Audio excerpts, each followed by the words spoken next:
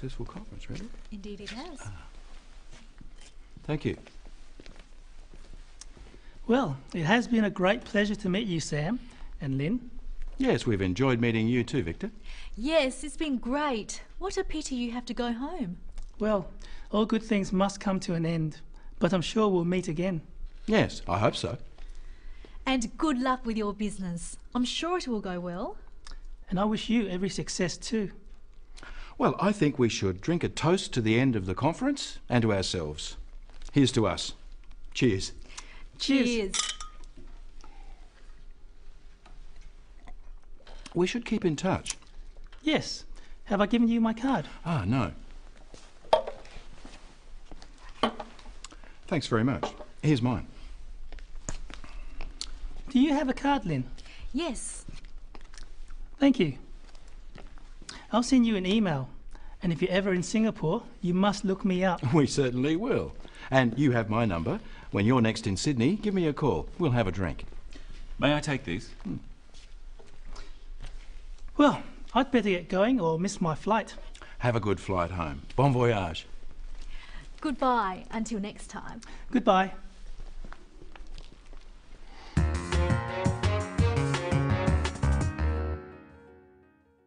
For the final program in the series, we're looking at some of the phrases you may use when you're saying goodbye to someone, either for a short time or a long time. In our example, Victor is from another country, and he's about to go back home. At a conference, he's met Sam and Lynn. It has been a great pleasure to meet you, Sam and Lynn. Yes, we've enjoyed meeting you too, Victor. Yes, it's been great. What a pity you have to go home. There are various phrases you can use to express how enjoyable it was to meet someone. Which one you use depends on how well you got to know them. Practice some of these phrases with Victor. It's been a great pleasure to meet you. I have enjoyed meeting you. I'm so glad to have met you. Nice to meet you. The phrase, "nice to meet you," would be used after one short meeting. You can also use this phrase when you are introduced to someone. What about the replies? Practice them with Lynn. Nice to meet you. You too. It's been a pleasure to meet you. And you. Glad to have met you. Glad to have met you too. Notice that the reply should match the statement. So if someone says, "I have enjoyed meeting you," the reply can be, "So have I."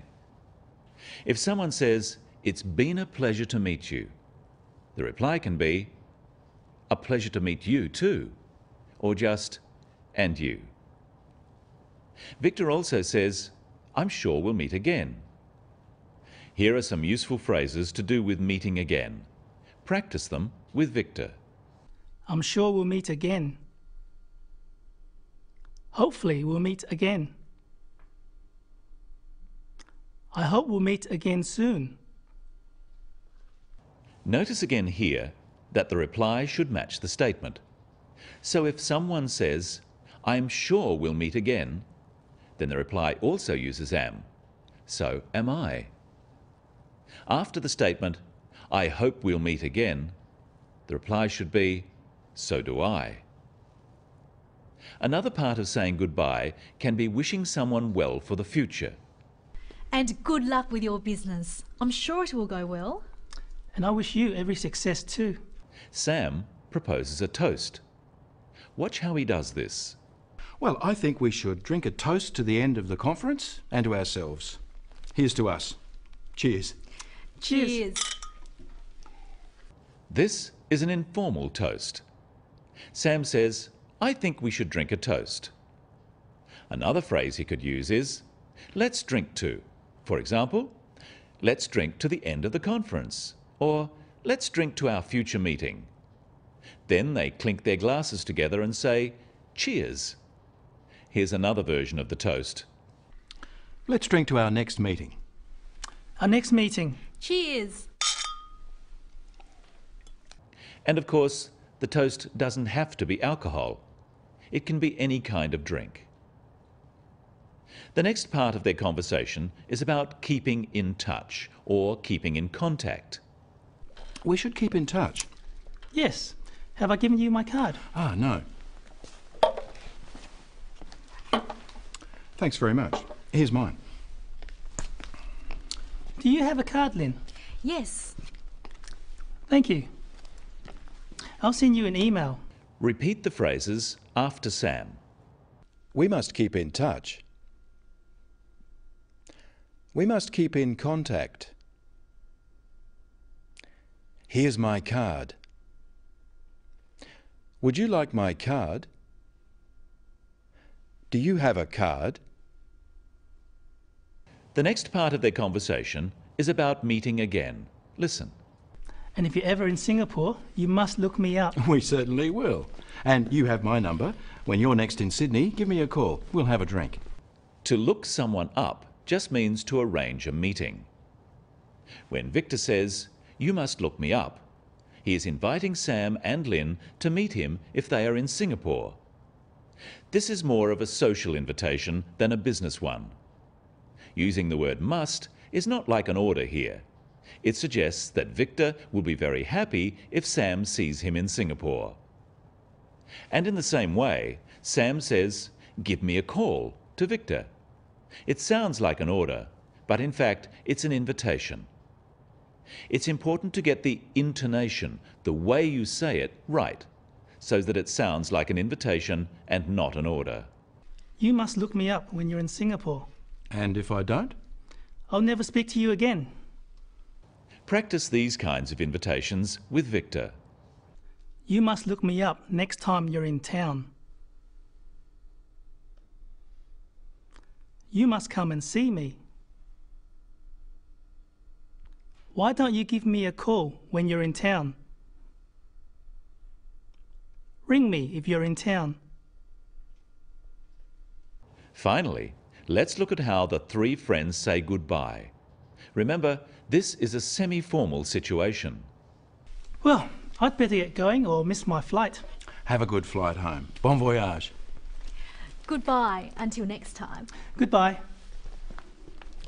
There are a few ways of saying goodbye, but the simplest and best is simply goodbye. Sam says bon voyage, a French phrase which is also quite common for someone who is travelling. Now let's review and practice some of the phrases we've learnt today. It's been a pleasure to meet you. I'm sure we'll meet again. We must keep in touch. Give me a call when you're in town.